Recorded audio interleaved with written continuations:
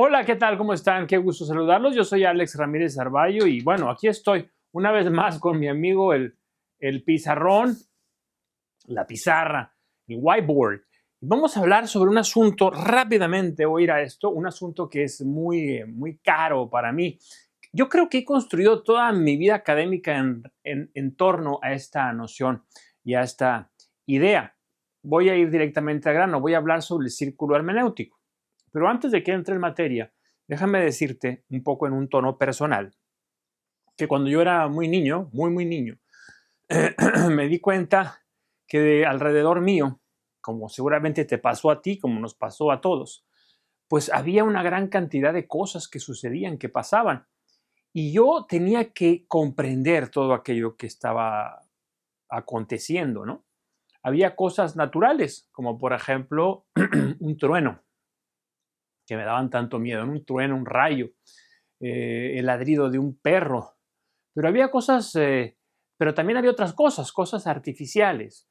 Por ejemplo, los letreros en la ciudad, los textos dentro de los libros, las voces de la gente que me rodeaba, eh, que me decían cosas. Yo tenía que interpretar lo natural y lo cultural, ¿no? Lo que no era natural, lo que era estrictamente humano.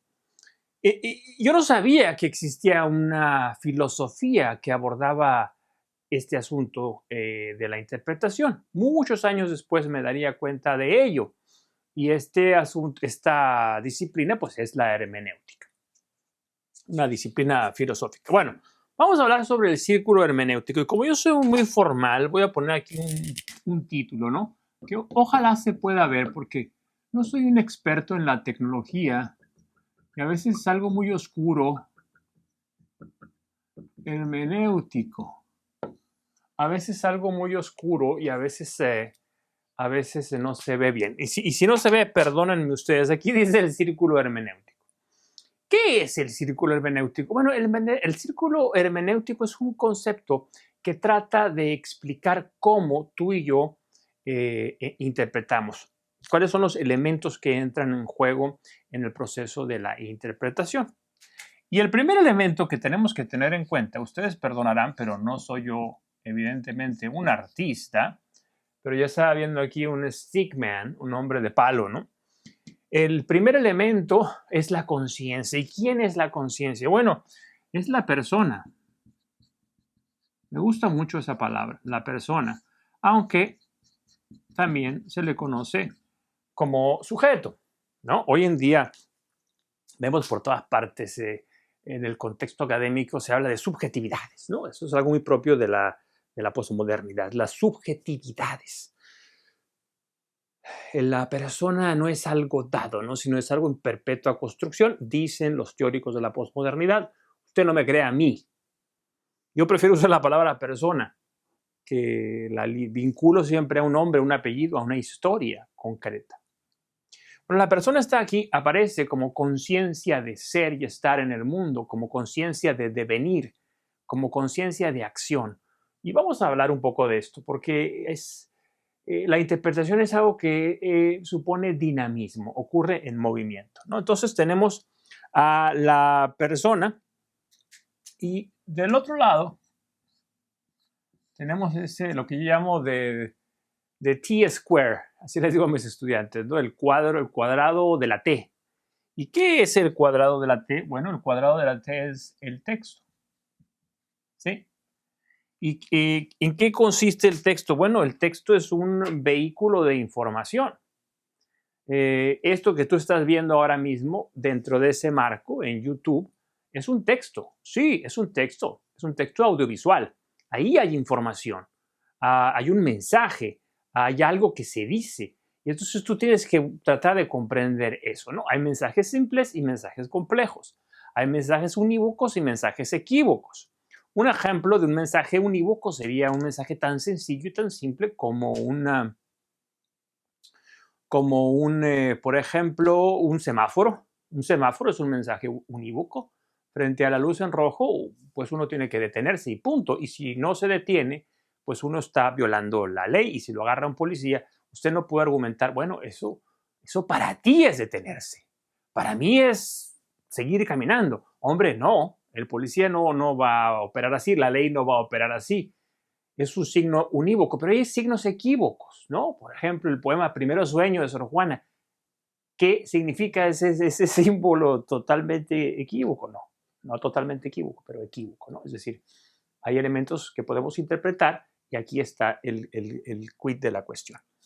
Entonces tenemos un texto, la naturaleza del texto puede ser de diferentes maneras, puede ser pues escrito, puede ser audiovisual, puede ser performativo, etc. Lo que yo quiero es que te quedes con la noción de artefacto, ¿no? O device, a meaningful device es en inglés. Entonces, ¿me sigues? Tenemos un texto que puede ser escrito, audiovisual, performativo. Performativo, ¿qué es performativo? Performativo supone la acción en tiempo real, ¿no? Entonces, cuando tú vas a la danza, por ejemplo, vas a ver ahí unos bailarines dando saltos y bailando, ¿no? Actuando. Eso es un performance. En la obra de teatro lo mismo, hay un performance.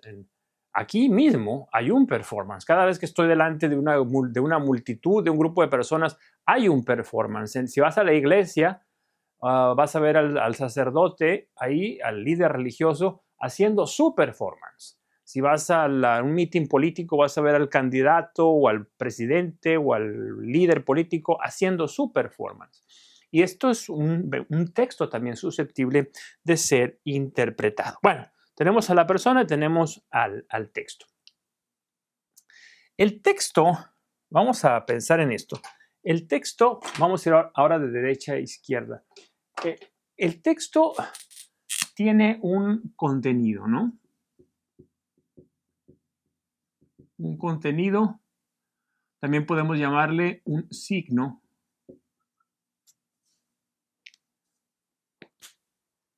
El texto dice algo, está diciendo algo, hay una información susceptible de ser comprendida por alguien más, ¿verdad? Ahora, la persona tiene un conocimiento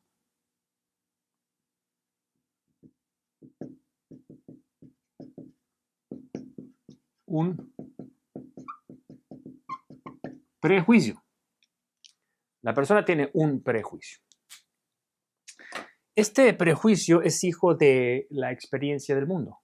Se deriva de ese conocimiento subjetivo o personal. Yo tengo una historia de vida y con base en la historia de vida, pues yo voy a formar una visión de mundo, una cosmovisión. Y esa cosmovisión va a hacer que mi lectura del mundo sea siempre una lectura sesgada.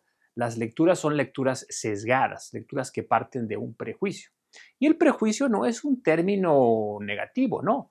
Es un preconcepto, es una noción, es una, digamos, para decirlo en términos de las ciencias naturales, es una hipótesis. Yo, frente a un texto que se me presenta no como un semáforo, no unívoco, sino equívoco, un texto que me reta, un texto que no es tan fácil de comprender, bueno, yo voy a tener que establecer un prejuicio y voy a decir, este texto habla de A, B o C, ¿sí? Bueno, entonces el prejuicio es el disparador dinámico que me hace acercarme al texto, ¿sí? Vamos a ponerlo así, una flecha de izquierda a derecha, y a esto le vamos a llamar lectura o contacto. Hay una toma de contacto, hay una lectura. Yo, pues tengo que leer un poema, tomo el poema y me pongo a leerlo. El acto mismo de la lectura es un acto de contacto. El texto y el sujeto o la persona se rozan, se tocan. Ajá. Y entonces, el texto hacia mí también me está lanzando algo. ¿Qué es eso? ¿Qué es eso? ¿Qué es ese algo que me está lanzando? Bueno, puedo decir un mensaje. Esa es una palabra que puedo utilizar para hablar, aunque algunos teóricos hablan de influjo. ¿Sí? Entonces, es una flecha de dos cabezas, una hacia la derecha y otra hacia la izquierda. Yo, de manera voluntaria, me arrojo, y esto es muy heideggeriano, me arrojo hacia el texto, me proyecto hacia el texto, y la proyección hacia el texto es una proyección del prejuicio. El prejuicio es el disparador que me arroja. Y entonces entro en contacto con el texto que me responde en igualdad de circunstancias a través del mensaje, a través del influjo. ¿Sí? Muy bien. Entonces, ¿qué sucede? ¿Eso es todo? Pues qué fácil. Hombre, es un poquito más complicado que esto. Hay que entender una cosa. Vamos a utilizar este cuadro punteado. Lamento ser tan poco ducho para dibujar, porque podría hacer unos dibujos muy padres aquí. Bueno, a este cuadro vamos a ponerle aquí unas letras grandes también. Vamos a llamarle contexto.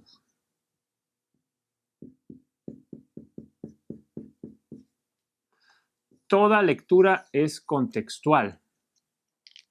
¿Se ve? ¿Se lee o no se lee? Aquí dice contexto. Si no se lee, pues ponle pausa ahí y acércale a ver si puede leer. Si puedes leer. Contexto. Hay un contexto en el que se está dando la lectura. ¿Sí? Hay circunstancias que influyen en el acto de la lectura que son de carácter contextual, es decir, tienen que ver con la historia, tienen que ver con la materialidad de la experiencia, tienen que ver, por ejemplo, si estoy leyendo, un ejemplo tonto, si estoy leyendo por ejemplo, en electrónico un libro o si lo estoy leyendo en un libro de papel, esa sería una condición. Si yo tengo 9 años o tengo 49 o 69 o 30, esa es una circunstancia accidental, una circunstancia de vida, ¿verdad? Que va a determinar la lectura. Entonces, esto supone una cosa muy interesante que les voy a explicar ahora, ¿sí? El prejuicio, ¿sí? Supone una mayor o una menor igualdad con el texto. ¿Sí? En otras palabras, lo que yo espero de un texto, porque el prejuicio es previo, es anterior, lo que yo espero de un texto puede ser validado o puede ser frustrado. Nunca es validado al 100% y nunca es frustrado al 100%. Hay una gradación. Entonces, el prejuicio va a ser más o menos igual al texto. A esto le vamos a llamar analogía.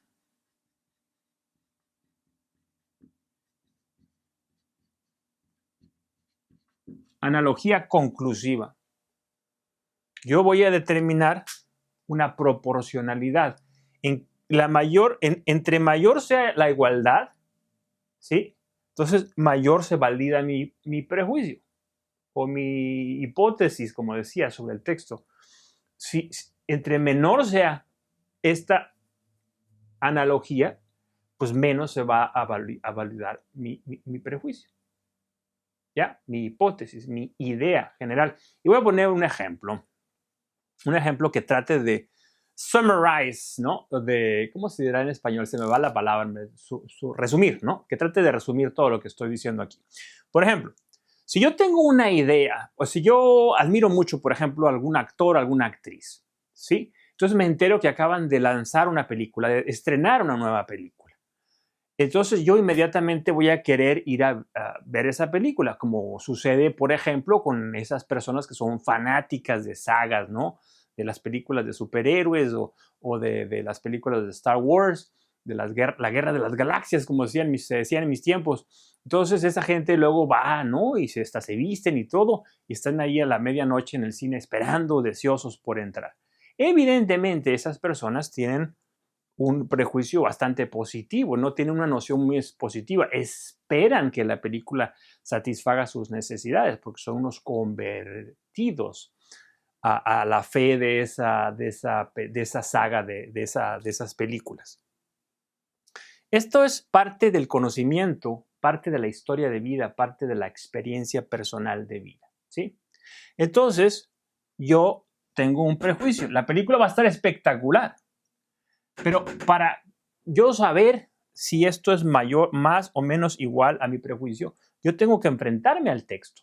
Es decir, yo tengo que leer el texto, que en el caso de la película sería yo tengo que ir a ver la película.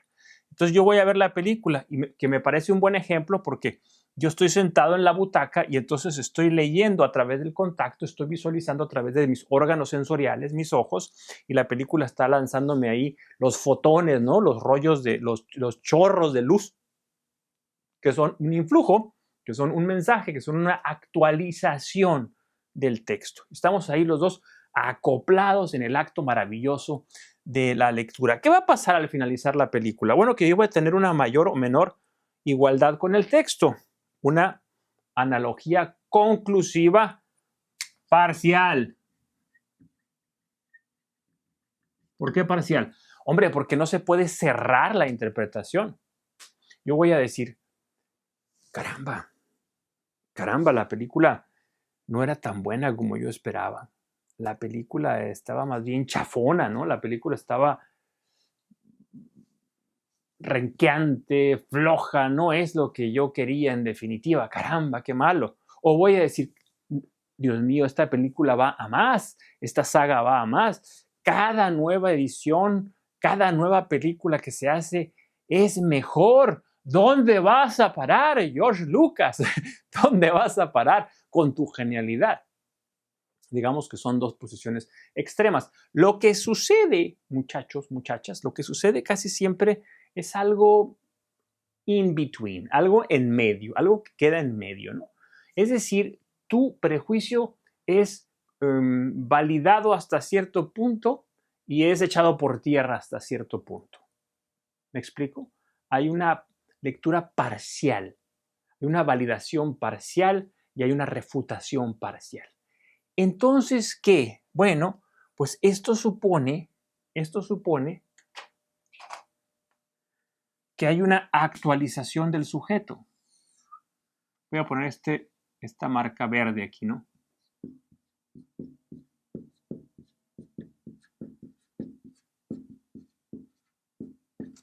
Actualización del sujeto. El sujeto se actualiza. ¿Qué quiere decir eso de que se actualiza? Pues muy sencillo, quiere decir que esta nueva experiencia que yo acabo de tener va a modificar mis prejuicios. Constantemente estamos, Estamos modificando nuestra experiencia de vida y en consecuencia estamos modificando nuestros prejuicios. Entonces, ¿qué supone esto? Supone que uno, el lector, es un lector dinámico, ¿sí? Estoy hablando aquí de un lector crítico, ¿estamos? No estoy hablando de un lector dogmático. El lector dogmático no necesita enredarse con estas cosas porque el lector dogmático no necesita interpretar. Solamente va a beber en las aguas purísimas de la verdad, ¿sí? Va y bebe en la verdad, como sucede con la ideología o con la religión, que son las dos caras de la misma moneda. Digo ideología para distinguirlo, ¿no? Pienso en términos políticos. Una persona que es dogmática en términos políticos es una persona que no permitirá que en modo alguno se cuestione su prejuicio, ¿no? Que él no le llamará prejuicio, él le llamará verdad. ¿Por qué? Porque es en todo igual al texto. El prejuicio de la persona dogmática no es o no supone analogía. Hay una identificación total, unívoca, con el texto, ¿sí? El texto dice esto, y yo creo esto, y yo soy esto. ¿Se acabó? ¿Ahí qué problema hay? El dogmático soluciona un montón de problemas. Bueno, lo soluciona todos. ¿Sí? ¿Por qué? Porque tiene la verdad enfrente. El problema es que es una falsificación, es un truco, ¿no? La experiencia humana, la realidad humana es más compleja que esto. Entonces, ¿qué sucede cuando yo tengo esta actualización? Bueno, pues sucede algo muy simple. Sucede que yo necesito lanzar nuevamente un prejuicio hacia el siguiente texto. Y otra vez el texto me va a modificar y otra vez. Por eso se llama círculo hermenéutico. Círculo hermenéutico. A ver, ¿aquí se ve? Sí se ve. Se llama círculo hermenéutico porque es un ciclo, ¿no? De la persona al texto y del texto a la persona de vuelta. ¿Sí? Lo que supone, en mi opinión, una noción que yo le llamo la noción de la espiral ascendente. Yo creo que ese círculo, si lo vemos desde arriba, pues se ve como un círculo, pero si hacemos una perspectiva, no sé si se vea, caramba, se ve un círculo, ¿no? Sujeto, texto, una flecha que no termina nunca, un ciclo. Si lo vemos desde arriba, de una lectura cenital, ¿no? Pero si hacemos una lectura tridimensional, nos damos cuenta que no es un círculo, que en realidad es una espiral. A ver, lo voy a traer para acá, a ver si se puede ver o no se puede ver. A ver. Aquí, ¿se ve o no se ve? Una espiral. Voy a usar la tinta negra a lo mejor, ¿no? Lo que yo decía era esto. Esto es el ciclo. Persona y texto. ¿Sí? Esto es el ciclo, persona y texto. Pero esto es visto desde arriba, es una lectura dimensional. Una lectura tridimensional supone esto. Nos refleja una espiral que yo llamo ascendente. ¿Por qué ascendente? Porque supone, no es un volver sobre lo mismo, ¿sí? No es un volver sobre lo mismo, muchachos, no. ¿Por qué? Porque ha habido actualización. Entonces, no volvemos a estar en el mismo punto. Suponer que es un ciclo sin fin en el mismo sitio supone que somos como cuando yo era niño, había en esa época, que no sé si existan ahora, unos cochecitos, unos carritos que eran de batería, de pilas, y en la panza tenían una especie de rueda que giraba con unas rueditas pequeñitas a su vez. Entonces le ponías on ahí, lo encendías y, por ejemplo, una patrulla de la policía o una bombera, ¿no? Andaba ahí en tu casa y los perros y los gatos enloquecían. Iba por ahí la patrulla y chocaba con la pared. Entonces, chocaba con la pared y entonces como tenía ese mecanismo abajo, pues daba vuelta y se desentrampaba solita y andaba por toda la casa, dale que dale. Pero a veces, pues, llegaba ahí con un zapato o con la cama con la pata de la cama o de la mesa, se quedaba atorada, ¿no? O contra un muro. Y entonces, pi, pi, pi, pi, pi, pi, ahí está, chocando una y otra vez. Entonces ahí te tenías que parar y le pegabas ahí con el pie y la desentrampabas, ¿no? Si el ciclo o el círculo hermenéutico es así, lo leemos de manera bidimensional, somos como la patrulla que se queda atorada, está repitiendo lo mismo una y otra vez. Pero no es así. Este eje supone ascensión, es decir, actualización, desplazamiento histórico y crítico, que nos permite entender mejor. Estamos pensando en la persona como el lector, pero no perdamos de vista una cosa, y con esto voy a terminar, no voy a arrancar por este camino, porque no tengo tiempo. Pensemos en esto, la persona pertenece a una comunidad. La lectura no es solamente una lectura del individuo, no, es una lectura de la persona, sí, y de la comunidad. Entonces, estos términos son muy importantes que los entendamos. Individuo y colectivo y persona y comunidad, que son términos que se parecen pero que no son lo mismo, ¿no? El individuo supone un detachment, ¿cómo se llama? Un desarraigo absoluto, un desapego absoluto.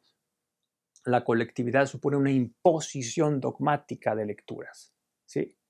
Entonces, el individuo es la persona despersonalizada, permítanme la expresión, ¿sí? El individuo es el sujeto despersonalizado. Eso sí, El individuo es el sujeto despersonalizado, ¿sí? Y la colectividad supone la comunidad despersonalizada y dogmática. Entonces el individuo solamente reproduce de un modo mecánico aquello que el dogma le entrega, ¿no? Como a los niños que se les da así con una cuchara la papilla para que coman. En cambio, la persona y la comunidad es diferente. Supone una diferencia importante, una diferencia muy importante de tipo ético y de tipo intelectual también, ¿no? La persona es el sujeto personal con una historia concreta, pero que tiene una relación de analogía con la comunidad a la que pertenece, que no le impone de manera unilateral, autoritaria, despótica lo que ha de pensar, pero que la condiciona hasta cierto punto. Y un elemento condicionante muy grande de la comunidad es, por ejemplo, la cultura, ¿no? La cultura en su sentido más amplio y más positivo, ¿no? Las condiciones, por ejemplo, económicas, sociales, son elementos que condicionan a la persona, pero que no la determinan, ¿no? Los despotismos intelectuales quieren ver en las condiciones materiales y concretas un determinismo. Entonces, si tú naciste en tal pueblo, en tal lugar, con tales condiciones, regla de tres simple, tu destino es este. Tú vas a ser de este modo y de este otro. Es una reducción simple. Condiciona, sí, y en ocasiones condiciona muy grandemente, pero hay un elemento de personalidad, de libertad, que siempre se encuentra presente en todos y cada uno de nosotros a la hora de actuar políticamente, a la hora de actuar intelectualmente, es decir, críticamente, es decir, a la hora de leer, a la hora de interpretar. El círculo hermenéutico supone poner en juego, es dinámico, no lo olvidemos, todos estos elementos. Y tener conciencia de estos elementos nos vuelve lectores mucho más sutiles. Que no se olviden, es una de las características de la hermenéutica, más propicios para la comprensión, más prudentes, porque finalmente la hermenéutica nos lleva a comprender no solamente el poema, sino la vida entera en la que nosotros nos encontramos inmersos y de la que nosotros somos también representantes, somos actualización constante. Necesitamos el arte de la interpretación para vivir vidas ciertamente mucho más ricas. En fin, eso es todo. Nos vemos en la próxima ocasión. Si te gustó lo que acabas de escuchar y si te gustó esta estructura de video donde pues, me traigo un poquito del aula aquí, pues déjame un comentario, dime desde dónde me escuchas, quién eres y comparte, ¿no? Dame un like, comparte, pues para que otras personas puedan seguir la pista de este humildísimo canal. Hasta la próxima. Nos vemos. Adiós.